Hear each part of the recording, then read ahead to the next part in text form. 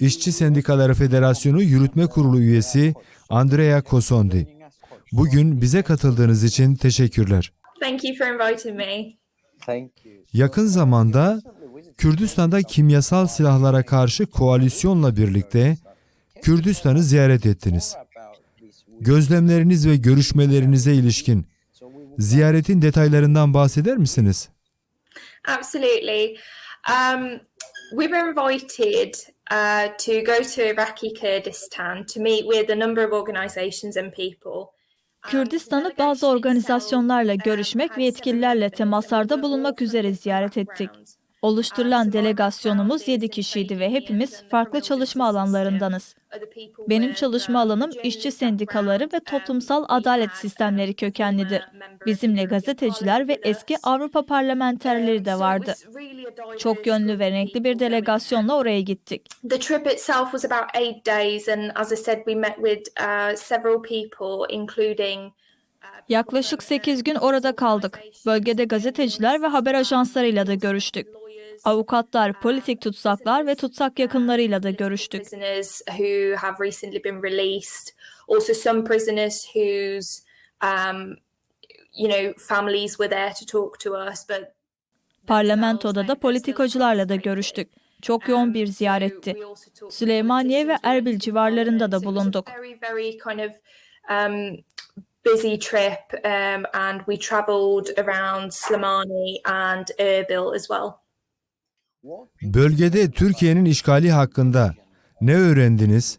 Neler gözlemlediniz? Sizce kimyasal silahlar bölgede kullanılıyor mu? Bu aslında bizim esas başlığımız. Çünkü oluşturulan koalisyonla bölgeye gitme amacınız kimyasal silahlara ilişkindi. Kısaca buna ilişkin gözlemleriniz nedir? It's going to be easy to be brief on this because unfortunately the delegation was Aslında bu soruyu kısaca cevaplamak kolay olacak. Çünkü delegasyonun kimyasal silahlardan etkilenen bölgelere girmesi engellendi. Kimyasal silahlarla saldırıya uğrayan köyleri ziyaret etmemiz ana amacımızdı. Bölgede son gözlemler yapmak ve köylülerle görüşmek istiyorduk. Fakat ne yazık ki bu bölgelere girmemiz engellendi. KDP'li yetkililer, devam eden bombardımanların can güvenliğimizi tehlikeye atacağını bahane ederek bizleri bölgeye sokmadılar. Köylülerin de canını tehlikeye atabileceğimiz bize söylendi. Köylülerle görüşmemize engel oldular. Çünkü orada neler olduğunu biz yabancılara anlatmaları onları politik suçlu haline getirebilirdi bu koşullarda. Görüşebildiğimiz bazı köylüler ise bize bölgede gerçekten kimyasal silahların kullanıldığına inandıklarını söylediler. Bu ziyaretimizde ne yazık ki somut kanıtlar toplamamız mümkün olmadı. Bu konuda delegasyon oldukça net bir tavır ortaya koymuştur. Yetkililerin gidip bölgede araştırma yapması gerektiği konusunda netiz. Fakat bölgedeki yönetim bu araştırmaların yapılmasını engellemek adına elinden geleni yapıyor diyebiliriz. Somebody has to go into the area and collect actual factual evidence. Unfortunately, the government is doing everything they can to prevent it. Sizce Türkiye'nin Kürt halkına yönelik savaşını durdurmak için nasıl bir önlem alınması gerekiyor? So this is a very complex question, I think, and there's no easy answer to it. Bu oldukça kompleks bir soru aslında. Buna kolay bir cevap vermek mümkün değildir. Örneğin bölgede görüştüğümüz organizasyonlara bizlerden ne istediklerini, nasıl yardımcı olabileceğimizi de sorduk. Hemen hemen tamamı bize bölge yönetimine ve Türk devleti üzerinde uluslararası ciddi bir baskının kurulması gerektiğini söylediler. Irak Kürdistan'ında KDP üzerine kendi insanlarını koruması gerektiği yönünde ciddi baskı konulması gerektiğini vurguladılar. Ne yazık ki parlamentoda görüştüğümüz KDP yetkilileri Türkiye'nin işgal girişimlerinde olmadığını söylediler. Yaşananları ve devam eden işgali aslında kabul etmediler. Kesinlikle öncelikle bölgedeki yönetimler insanları korumanın sorumluluğunu üzerlerine almak zorundalar. Ayrıca batılı devletler üzerinde de ciddi baskılar oluşturulmalıdır. Örneğin bizler Britanya'da kendi devletimiz üzerinde bu konuda harekete geçmeleri için baskı kurmaya çalışıyoruz. Bir diğer taraftan da NATO'nun Türkiye üzerinde baskı kurması gerekiyor. Çünkü Türkiye NATO içerisinde ikinci büyük orduya sahiptir. Fakat ne yazık ki NATO'da Kuzey Irak yani Irak Kürdistan'ındaki saldırıları tamamıyla görmezden geliyor. Yapılması gereken çok şey var aslında. Birçok batılı devlet Türkiye'ye silah satışına devam ediyorlar. Türkiye bu satın aldığı silahlarla bu saldırıları gerçekleştiriyor. Bu konunun da çok ciddi şekilde araştırılması gerekiyor. So there's a lot of things that need doing. There's a lot of countries, Western countries, supplying arms to Turkey so they can carry out these attacks. That needs to be under investigation as well. Bilindiği üzere Britanya'nın Bristol kentinde birçok silah parçası üretiliyor ve bunlar Türkiye'ye satılıyor. Britanya'nın aslında Türkiye'nin en büyük silah tüccarlarından biri olduğunu söylemek doğru olur mu? Kısaca bunu nasıl değerlendireceksiniz?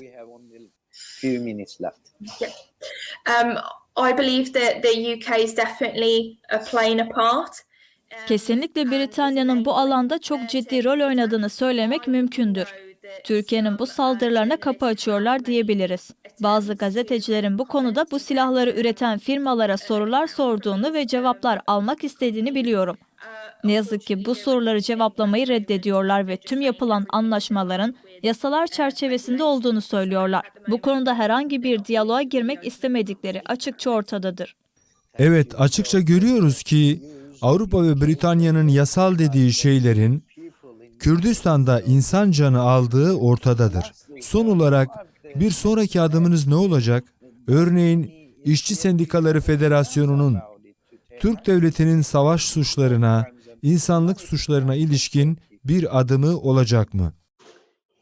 So, as I mentioned, the delegation members have come from different backgrounds and organizations. So I'm not Daha önce de sure, belirttiğim what gibi the delegasyon üyeleri farklı çevrelerden oluşturulmuştu.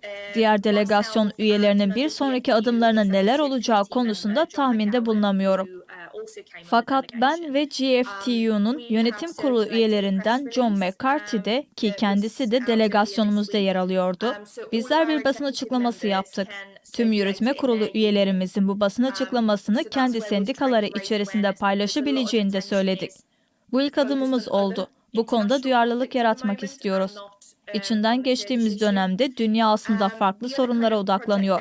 Fakat Kürt meselesine yeterince önem verilmiyor.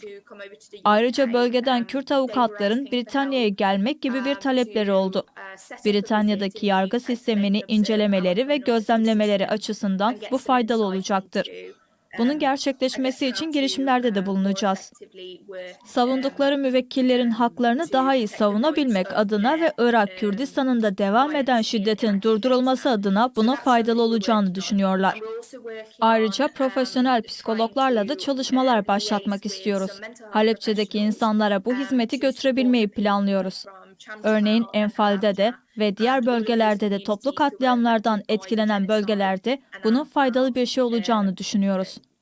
Toplu katliamların yaşandığı bu bölgelerde yıllar geçmesine rağmen halen aileler bu konuda oldukça mağdurlar. Bölgeden geçtiğimiz hafta döndük ve bu bahsettiğimiz projeleri derhal kağıda dökmeye başladık diyebilirim.